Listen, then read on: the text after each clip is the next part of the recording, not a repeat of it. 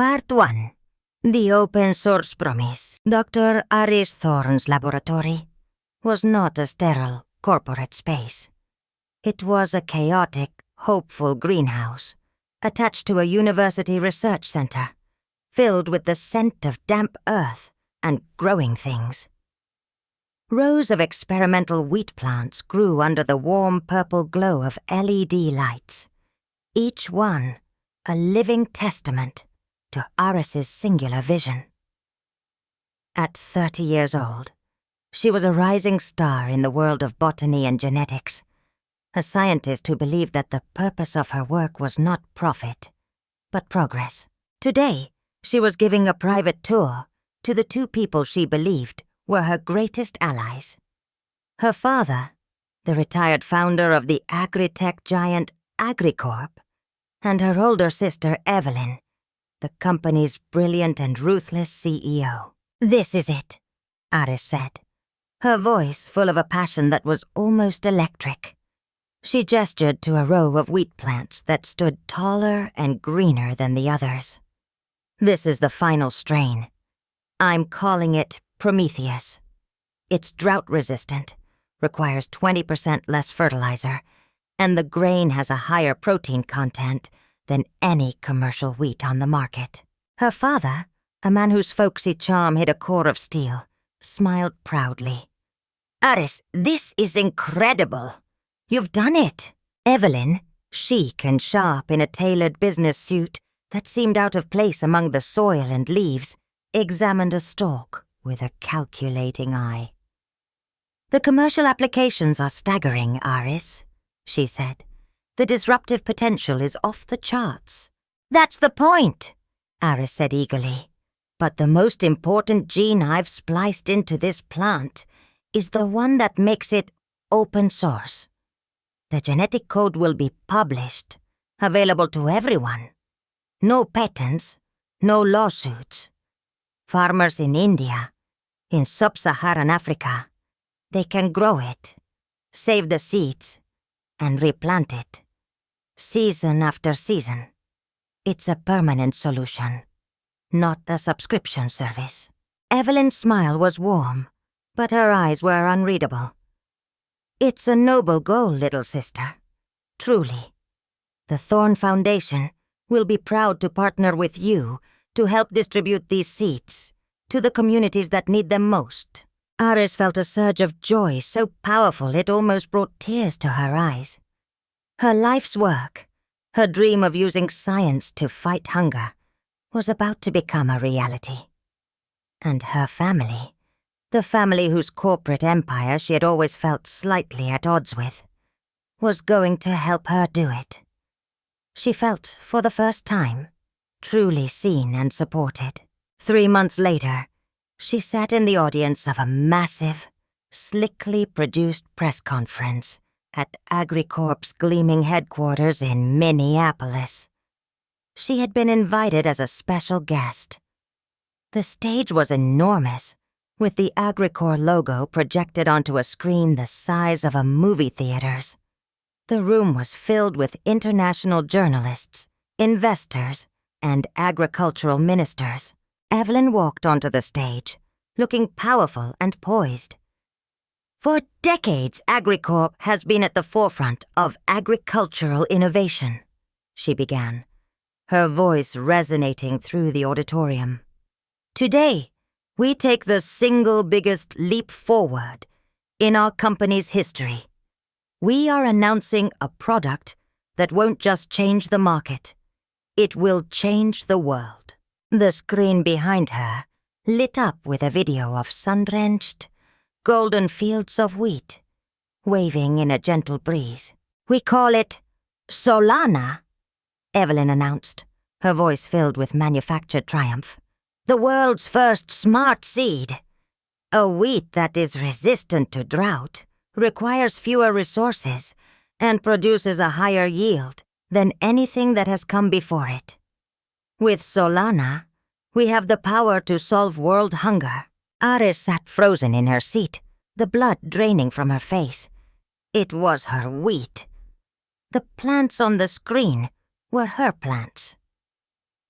The data points about drought resistance and protein content that Evelyn was quoting with such authority were from her research papers.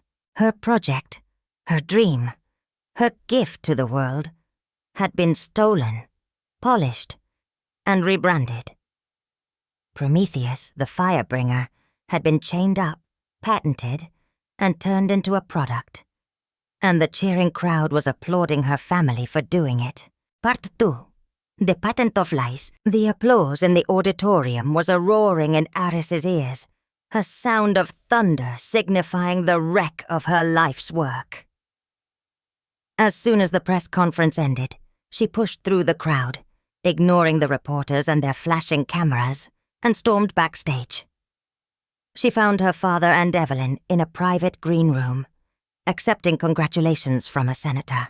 The moment the politician left, Aris confronted them, her voice a low, shaking tremor of rage. "What have you done? That's my work. That's Prometheus." Evelyn calmly took a sip of her bottled water, her composure absolute. The supportive sister from the greenhouse was gone. In her place was the CEO. "We've improved it, Aris," she said, her voice cool and level. "We took your brilliant but naive academic project and we made it viable. We commercialized it. We gave it the power of a global distribution network." "You stole it," Aris shot back. "My work was meant to be free, a gift. You've turned it into a weapon to force farmers into dependency." Her father stepped forward, his expression one of weary disappointment, as if dealing with a petulant child. "Your idealism is admirable, Aris, but it's not how the world works," he said, his folksy tone now feeling like a patronizing insult. "You created a brilliant engine, yes, but you were going to leave it rusting in a garage. We built the car around it.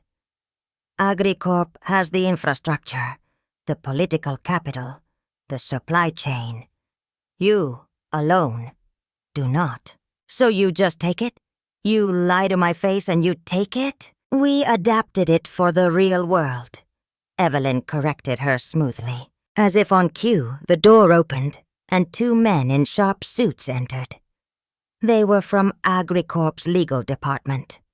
One of them placed a thick, heavy binder on the glass table with a soft thud. "This is the portfolio for United States Patent Number 9834-712, the lawyer said. "The full genomic sequence for the Solana wheat strain. It's airtight." Aris stared at the binder, horrified. "You can't patent it.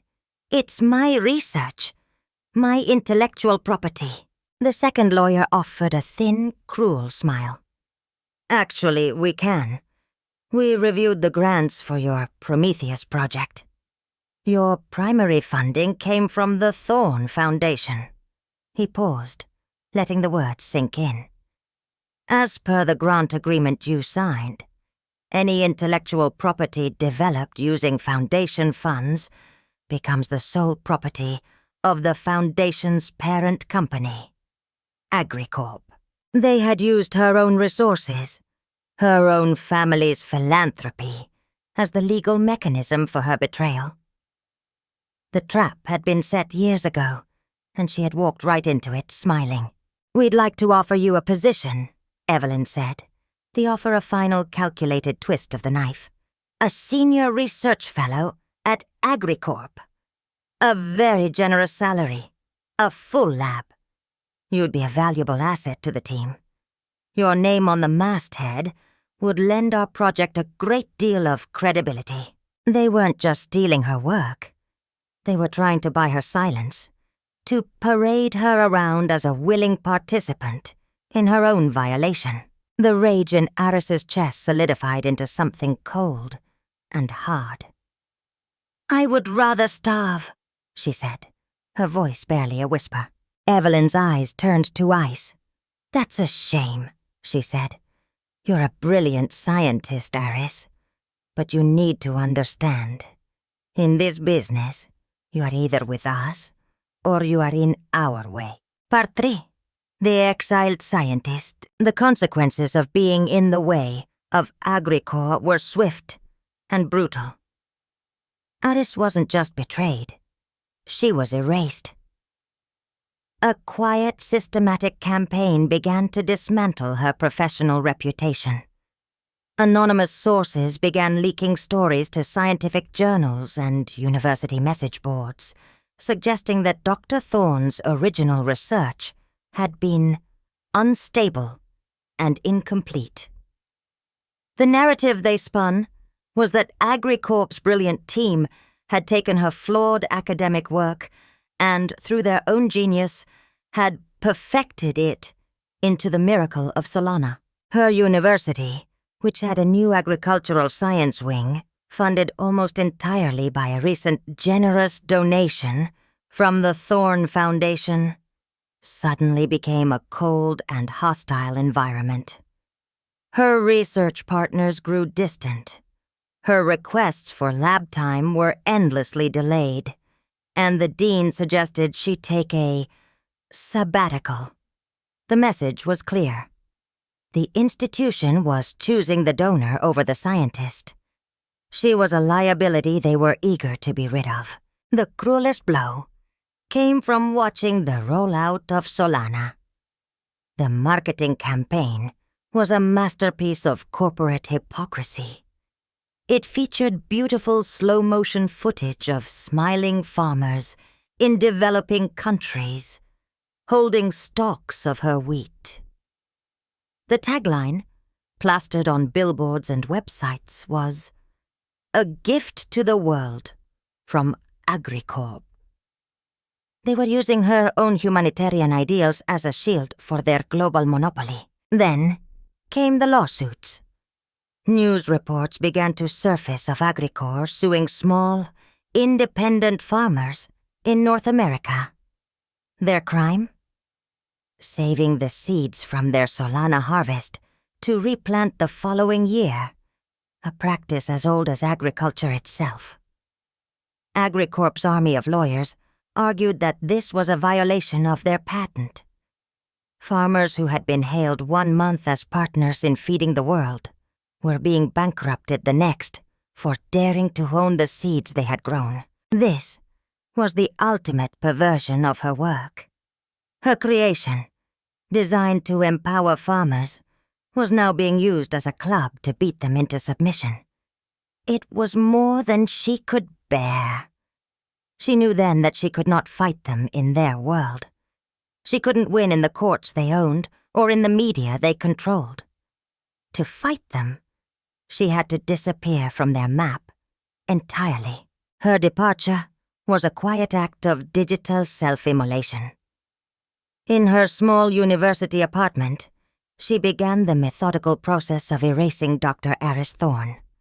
She transferred her meager savings into an untraceable cryptocurrency account. She wiped her hard drives, destroying years of research notes that she knew by heart anyway. She deleted her social media profiles, her academic listings, her email accounts. She looked at her own reflection in the dark screen of her laptop. The promising, idealistic scientist was gone. In her place was a ghost, but a ghost with a purpose. They had stolen her creation, but they couldn't steal her knowledge. They had patented the sequence, but she was the one who understood its soul.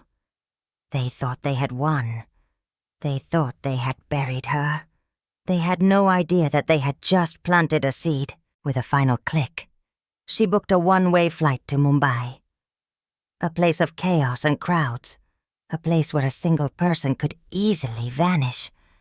A place where millions of small farmers were being squeezed by companies like hers. A perfect place to start a quiet, scientific war. Part 4. Learning from the land. Mumbai was not a place to hide. It was a place to dissolve. The sheer, overwhelming press of humanity The cacophony of 1,000,000 lives lived in close quarters was the perfect solvent for the identity of Dr. Aris Thorne. She arrived with a single bag, a new name, Lena Sharma, and a mind full of knowledge that felt useless in the face of such raw, immediate need. She didn't seek out a university or a research institution. She traveled inland to the sun-baked plains of Maharashtra, a region where smallhold farmers were being crushed by drought and debt, many of them locked into contracts with agribusiness giants like AgriCorp.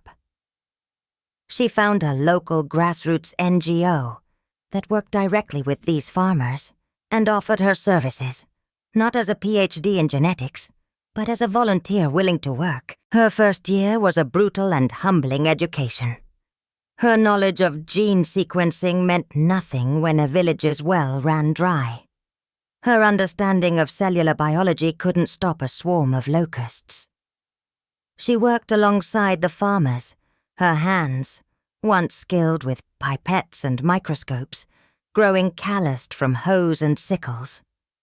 She learned about the ancient wisdom of companion planting, how marigolds could repel nematodes from tomato roots.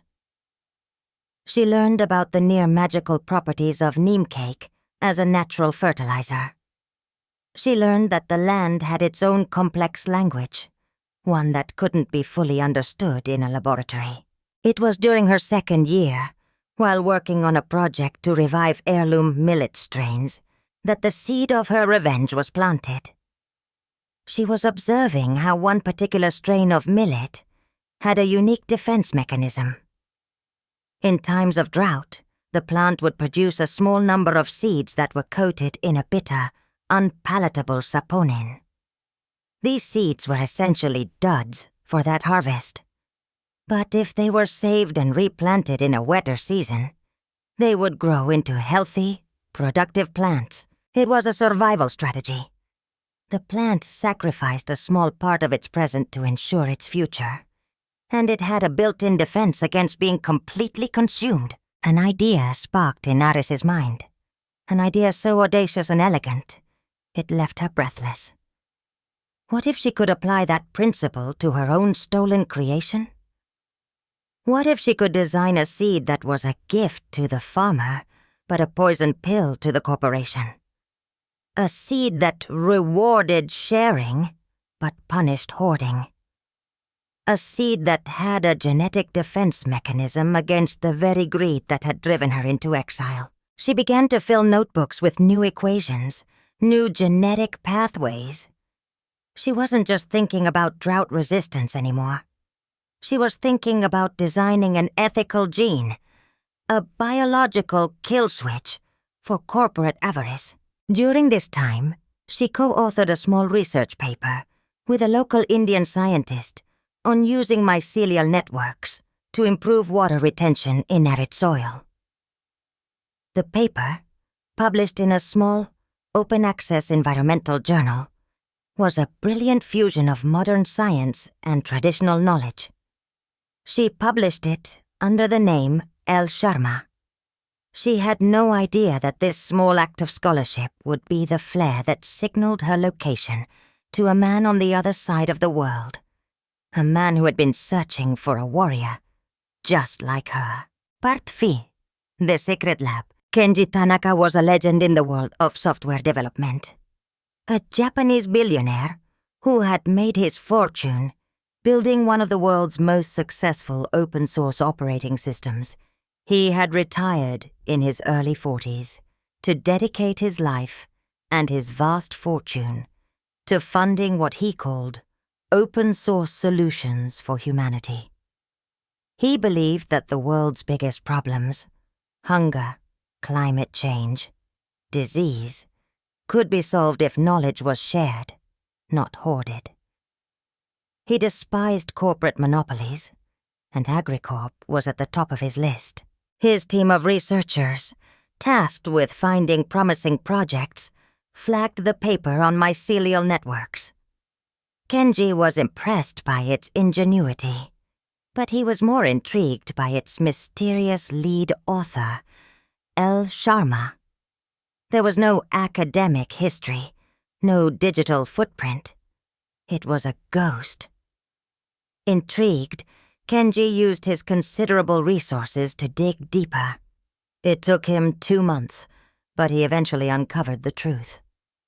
The brilliant ghost was Dr. Aris Thorne, the disgraced and exiled daughter of the Agricore dynasty. He contacted her discreetly, through an encrypted channel, with a simple message. "I have read your work, both new and old.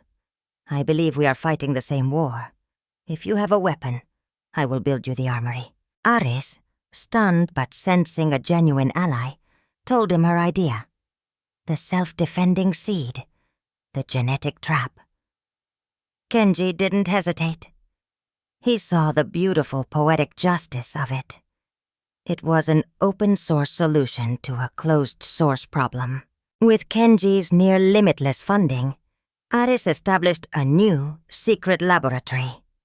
She chose a location in the remote cloud forests of Costa Rica, a country with no standing army and a deep commitment to biodiversity. The lab wasn't a sterile corporate facility. It was a state-of-the-art research station, powered by solar and geothermal energy, seamlessly integrated into the jungle landscape. It was a place where cutting-edge science and nature worked in harmony. She began to assemble a small hand-picked team.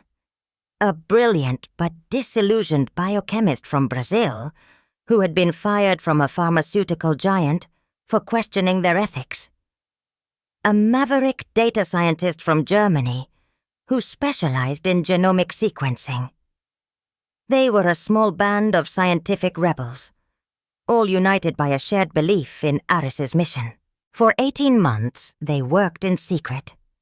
Aris took the original genome of her Prometheus wheat, a sequence she knew by heart, and began to engineer her ethical gene. She isolated a recessive trait that would, when activated, trigger the production of a harmless but visually dramatic enzyme that would turn the gluten proteins in the wheat kernel a bright, indelible blue. She designed the genetic switch to be triggered by the simple act of germination in the second generation. The F1 seed would produce perfect golden wheat, but any seed saved from that harvest and replanted would produce a crop of useless, blue-grained stalks. She named her creation Eleutheria, the Greek word for liberty. It was a seed designed to be free, and to free others. Part 6. Sowing a revolution. The day the first test crop of F2 Eleutheria wheat came to term was a day of quiet, nervous triumph. In a hidden experimental greenhouse, Aris and her team looked upon a small field of wheat that was unmistakably bright blue. The genetic trap worked. It was beautiful, strange, and it was the most powerful weapon in the world. Now came the second phase of the plan: distribution. Aris knew they couldn't fight Agricorp's massive marketing and distribution network head-on. They had to be smarter. They had to build a different kind of network, one based on trust and community, not contracts and patents. Using the connections she had made during her years in exile, and powered by the logistical and financial support of Kenji's foundation, they began a global grassroots distribution campaign. They didn't sell Eleutheria. They gave it away. Small sealed packets of F1 seeds were delivered to trusted on-the-ground NGOs and farming cooperatives in dozens of developing countries across Asia, Africa, and Latin America. The instructions were simple. The seed was a gift. Plant it. Harvest it. It will give you a better yield than you have ever seen. The only condition was that each farmer who received the seeds had to promise to save a portion of their first harvest, not for replanting, but to share with 5 of their neighbors. It was a biological chain letter, a revolution designed to spread organically. The first reports began to trickle in 6 months later. From a small village in Kenya, a photo of a wheat field, lush and green in the parched earth. From a mountain community in Peru, data showing a harvest yield that was double their previous record. From a cooperative in the Mekong Delta, a message of thanks, saying the Eleutheria rice strain had survived a drought that had wiped out their neighbors' crops. The effect was exponential. The seeds spread from farmer to farmer, from village to village. A quiet revolution was taking root in the fields of the world's most vulnerable people. In her lab in Costa Rica, Aris watched it all on a large satellite map of the world. A program her data scientist had designed was populating the map with small, glowing green dots, each one representing a confirmed, successful Eleutheria harvest. The map, once empty, was now lighting up like a constellation. Kenya, Ethiopia, Bangladesh, Bolivia, the Philippines. The seeds were sprouting. Liberty was spreading. And in the corporate headquarters of AgriCorp, the first panicked reports began to arrive from their regional sales teams. Sales of their premium Solana seed were inexplicably dropping in key developing markets. A new mysterious miracle seed was being passed around for free among the farmers.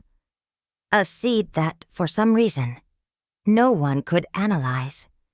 A seed that seemed to have come from nowhere.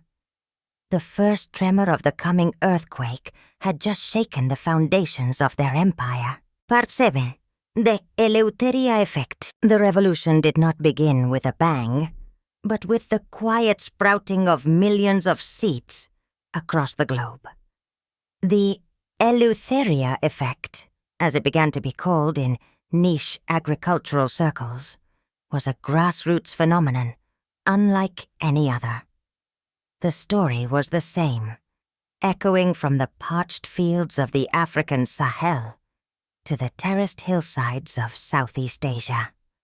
The free seeds worked, and they worked brilliantly. The montage of success was a narrative written in satellite images and whispered reports. In a district in northern Ethiopia, where seasonal rains had failed for the 3rd year in a row, fields planted with Solana wheat were withered and brown, while adjacent fields of Eleutheria stood tall and green. In a community in rural Bangladesh, farmers who had adopted Eleutheria rice found their crops surviving a flash flood that had decimated neighboring farms. The news spread not through corporate press releases, but through the most powerful and ancient of networks. Word of mouth. Farmers shared seeds over fence posts. Traders spoke of it in hushed tones at local markets. And grainy cell phone videos of bountiful harvests went viral in private messaging groups. This quiet, decentralized revolution created a deafening roar in the balance sheets of AgriCorp. In a sterile boardroom high above the plains of Minneapolis, Evelyn Thorne stood before a chart that looked like a crimson waterfall.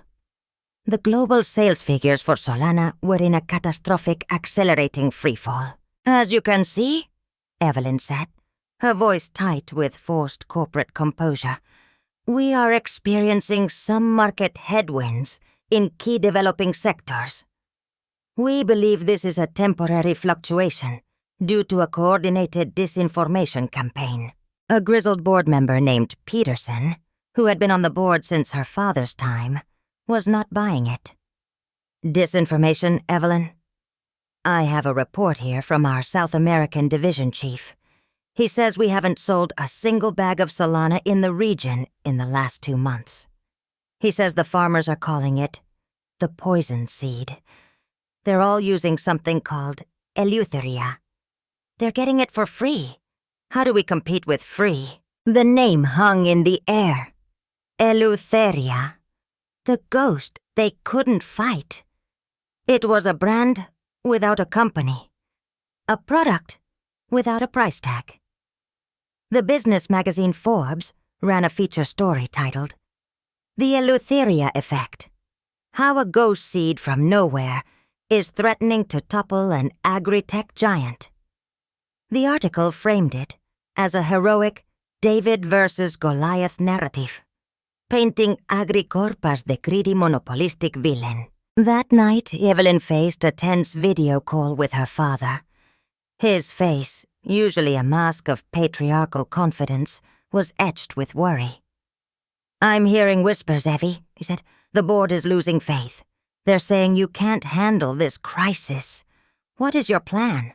"My plan is to find out who is behind this," she snapped, her composure finally cracking. "How can I fight them? There's no CEO to intimidate, no company to sue. It's like trying to punch smoke. But I will find them. I will find the source of this, and I will burn it to the ground." Her father was silent for a moment. "This feels personal," he said quietly. "This level of ingenuity, this idealism, it feels familiar." Evelyn knew exactly what he was implying.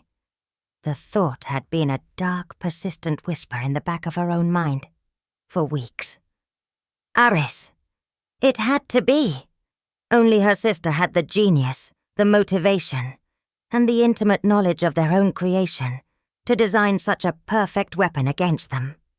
The thought filled her not with fear, but with a cold, clarifying rage. Her little sister, the naive idealist she had cast aside, was trying to tear down everything she had built. The war was no longer just business. Part 8. The death of Solana. The next quarter's report was not a downturn. It was a death spiral. AgriCorp's stock price had been halved. Major distributors, seeing the shifting tide, were canceling their multi-million-dollar contracts for Solana, writing it off as a toxic asset.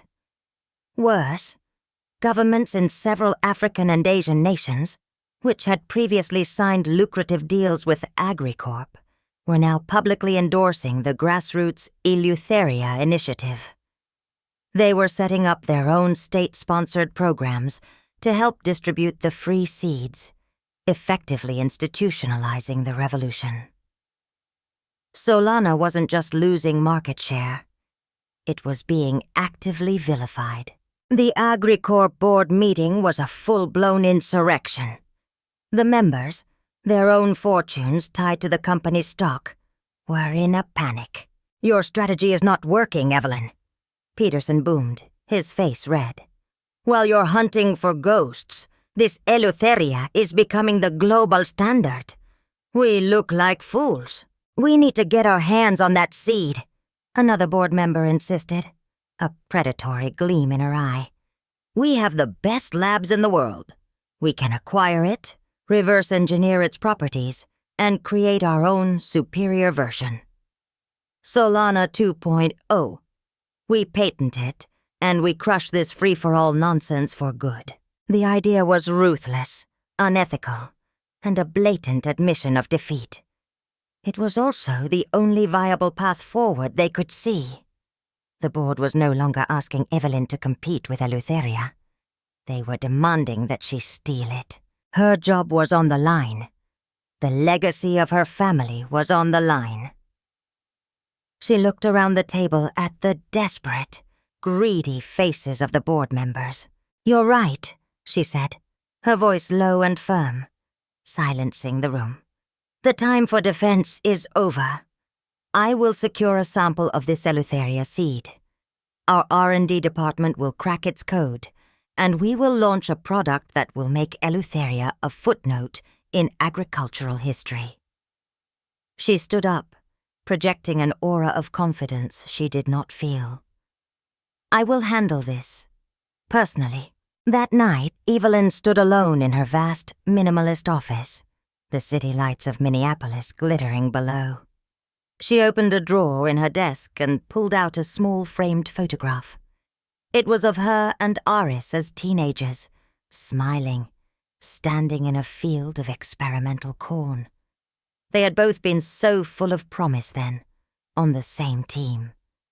Aris, with her brilliant, idealistic mind, and she, with her fierce ambition, a pang of something. Regret, perhaps, or a flicker of long-lost affection, pricked at her heart. She quickly pushed it down, replacing it with a hardened resolve.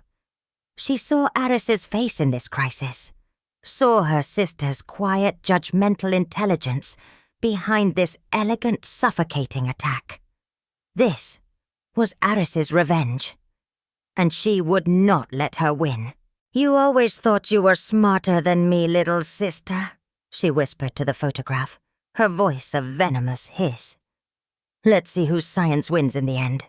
She placed the photo face down in the drawer and picked up the phone to call the head of her corporate security division. The war was now personal. Partnoye de Heist, Evelyn's head of corporate security, was a man named Cade, a former intelligence officer from a government agency whose name was never mentioned.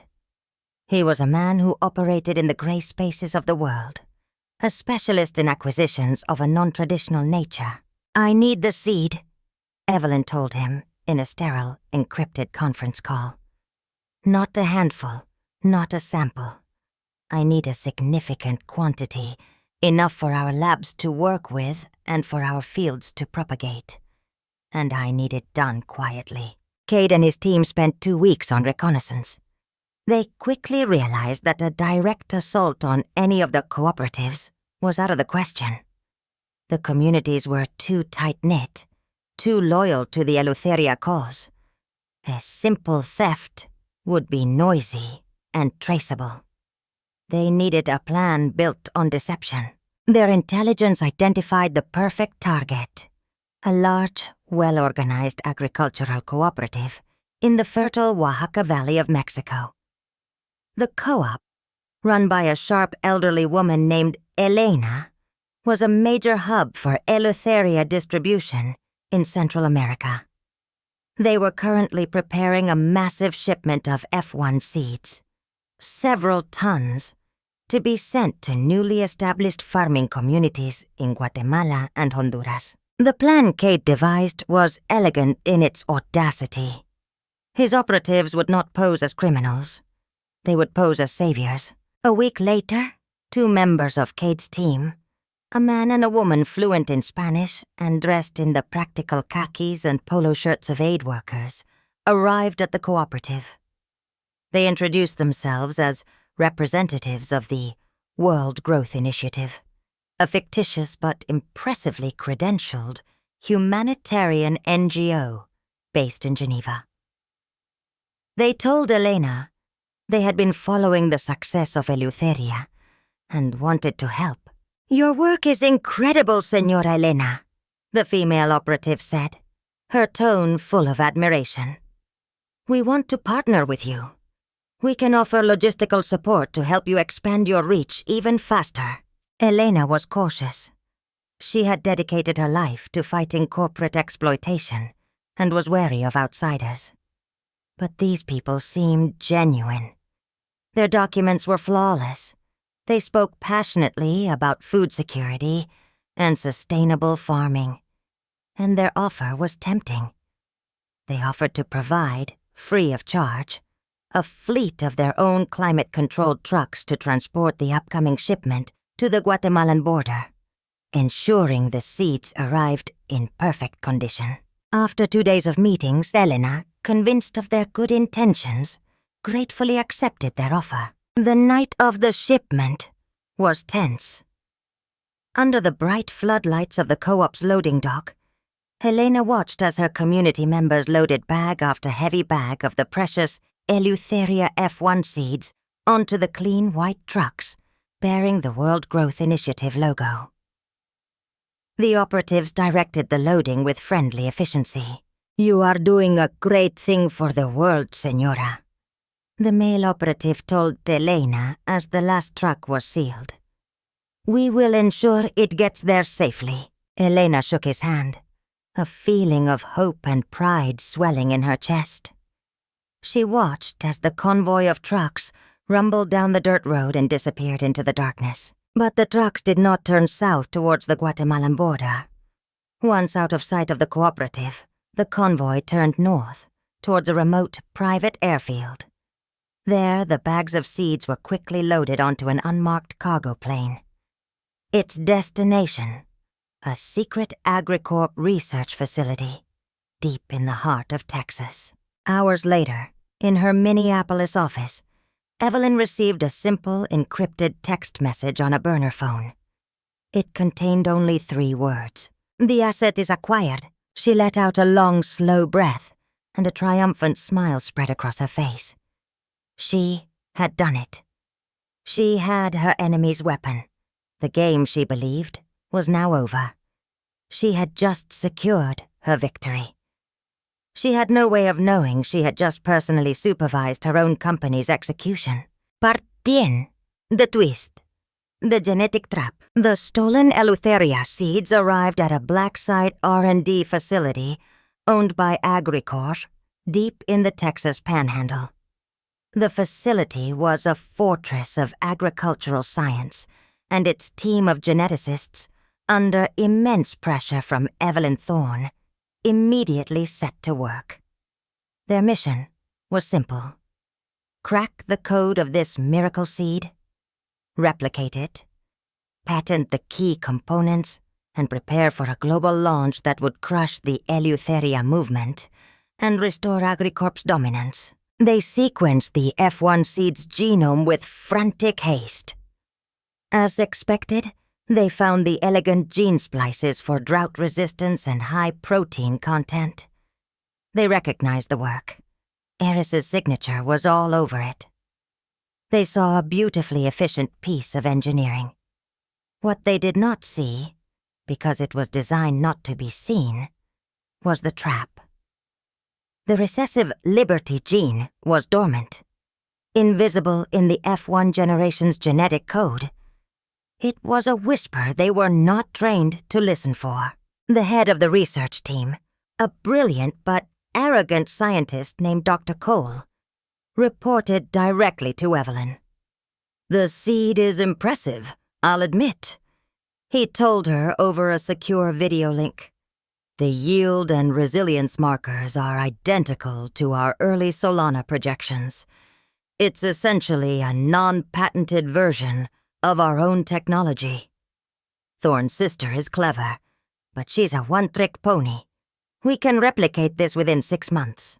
This was the news Evelyn had been waiting for. Triumphant, she made the most aggressive and reckless decision of her career. The standard multi-year testing protocols for a new seed strain were a luxury she could not afford. The market was slipping away with every passing day. They needed to move now. She issued a series of top-secret directives. Bypassing AgriCorp's public infrastructure, she used a chain of shell corporations to lease thousands of acres of cheap, remote farmland in the fertile plains of Argentina, where the growing season was opposite to North America's. She ordered her team to ship the entire stolen stockpile of Eleutheria F1 seeds south for immediate large-scale planting. Her plan was audacious. While the Northern Hemisphere was in its winter, she would use the South American summer to grow a massive, secret harvest of Eleutheria. This would give her an enormous stockpile of seeds, which her labs could then work on. By the time the next global planting season began, she would be ready to flood the market with her own patented version, undercutting the free alternative and strangling the revolution in its cradle. The operation was a marvel of corporate power. Massive, computer-guided tractors tilled the Argentinian soil. Automated irrigation systems, fed by deep-water wells, nourished the fields. It was the full, overwhelming force of a multi-billion-dollar corporation brought to bear on a single, secret project. Evelyn monitored the progress from her office in Minneapolis, watching satellite images of the vast greening fields. Her gamble was paying off. The germination rates were nearly perfect. The young plants were healthy, and resilient. Her board was appeased, her position as CEO secure. She had met her sister's quiet, idealistic rebellion with the overwhelming practical power of capital and industry. She had outsmarted the ghost. She had won. With meticulous efficiency and breathtaking expense, she was sowing the seeds of her own ruin. Parte leve, the fields of blue. The growing season in Argentina was a spectacular success. The Eleutheria wheat thrived in the fertile soil, its stalks growing tall and strong, promising a record-breaking yield. The reports that flowed back to Evelyn's desk were glowing. The field managers on the ground were astounded by the crop's resilience and vigor. Evelyn allowed herself a rare moment of private celebration. She had not only acquired her enemy's weapon, she was about to turn it against them with overwhelming force. As the Argentinian summer reached its peak, the fields of wheat began to mature.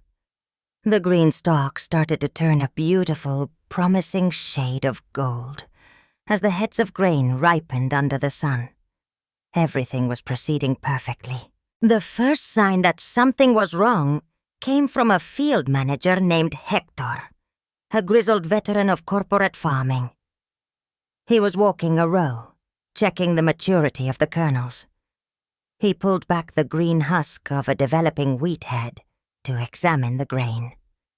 He stopped. He stared. He pulled back another, and another. Instead of the expected pale golden wheatberry, the kernels were a color he had never seen in a wheat field in his entire life. They were a startling, deep, and brilliant shade of azure blue. He scrambled for his phone, his hands shaking. His panicked call to the R&D facility in Texas was met with disbelief, then frantic activity. The scientists pulled up the satellite imagery, recalibrating the color filters. They stared at the screens in horror. The satellite images had been showing healthy green foliage, but a new, high-resolution spectral analysis confirmed Hector's report. Their vast secret fields, stretching for miles, were not turning gold. They were turning blue. The head of research, Dr. Cole, made the call to Evelyn himself. His voice, usually so full of arrogant confidence, was a trembling, terrified whisper. "Evelyn, there's a problem," he stammered. "A catastrophic problem with the Argentinian harvest." "What are you talking about, Cole?"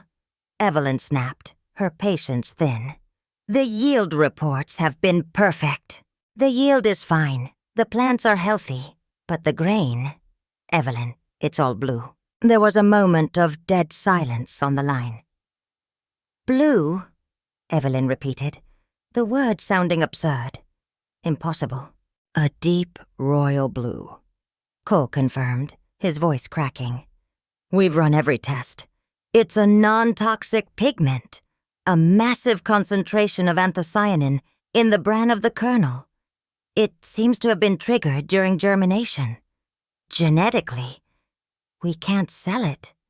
We can't process it. We can't even use it for animal feed. It's millions of tons of worthless blue straw." The phone slipped from Evelyn's hand, clattering onto her polished desk.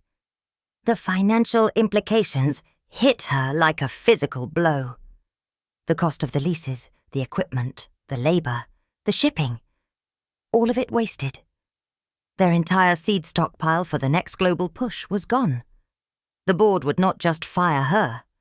They would crucify her. She stumbled to the window of her high-rise office, looking out at the city below. The world seemed to tilt on its axis. This wasn't an accident. This wasn't a mutation. This was a design. A trap laid with unimaginable patience and genius. Her sister hadn't just created a free seed. She had created a biological Trojan Horse. And she, Evelyn Thorne, CEO of AgriCorp, had personally paid to build it, wheel it through the gates, and celebrate it as her own great victory. The war wasn't over. It had been lost months ago, the moment they had decided to plant the stolen seeds. Part 12. The Harvest of Justice. The news of AgriCorp's Argentinian disaster could not be contained. Financial blogs and agricultural news sites began reporting on a mysterious massive crop failure at several of the company's undeclared holdings. Rumors of a bizarre color mutation spread. AgriCorp's stock, already weakened, began to hemorrhage value. This was the signal Aris had been waiting for. From her lab in Costa Rica, her team sent out an invitation to a live, open-access online presentation. The invitation went to every major news outlet, every university agricultural department, every environmental NGO, and every farming cooperative in their network. The title was simple: Eleutheria, a new philosophy for agriculture, presented by its creator. The live stream was one of the most watched events of the year. It opened on a simple, well-lit stage. Aris walked out, not as a ghost or a victim, but as the calm, confident scientist she was. She looked directly into the camera. "Good morning," she began. "For several years, my work has been anonymous. Today, I would like to change that. My name is Dr. Aris Thorne." A collective gasp rippled through the global audience. The ghost had a name, and it was the one name no one had expected. She began her presentation. She spoke of the success of Eleutheria, showing a map of the world glowing with the green dots of successful harvests. She celebrated the farmers who had been empowered by it. Then, she transitioned to the science. "I designed Eleutheria to be more than just a productive seed," she explained, as a simple animation of DNA appeared on the screen behind her. "I designed it to be a smart seed, a self-defending seed. I embedded a recessive gene cluster into its DNA, a gene I call the Liberty gene. In the first generation," she continued, "this gene is dormant. The seed produces a perfect golden harvest, a gift to the farmer who plants it. But if you take the seeds from that harvest and replant them, the Liberty gene activates. It triggers a harmless enzyme that changes the color of the grain. This makes the seed perfect for sharing, but useless for hoarding. It is a seed that is genetically allergic to greed." She paused, then delivered the final devastating blow. She projected a new image on the screen. It was a high-resolution satellite map of Argentina, showing AgriCorp's secret fields, now glowing with an unmistakable brilliant blue. The map had been leaked to her by a network of sympathetic scientists and activists. "This design has recently been tested on a large industrial scale," she said, her voice devoid of any malice. "As the unfortunate harvest at several previously undeclared fields has shown, some corporations have had to learn this lesson in genetic ethics the hard way." She didn't need to say the words theft or espionage. The map said it all.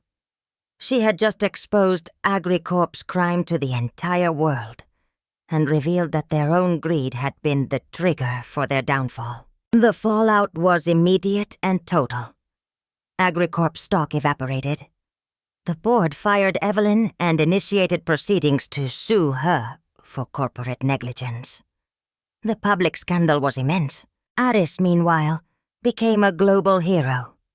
She was no longer the exiled scientist.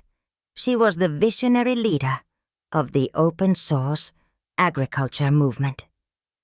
She had won, not by destroying, but by creating something that was too smart to be corrupted. Her harvest was not one of wheat, but of justice, and it was a harvest that would feed the world for years to come.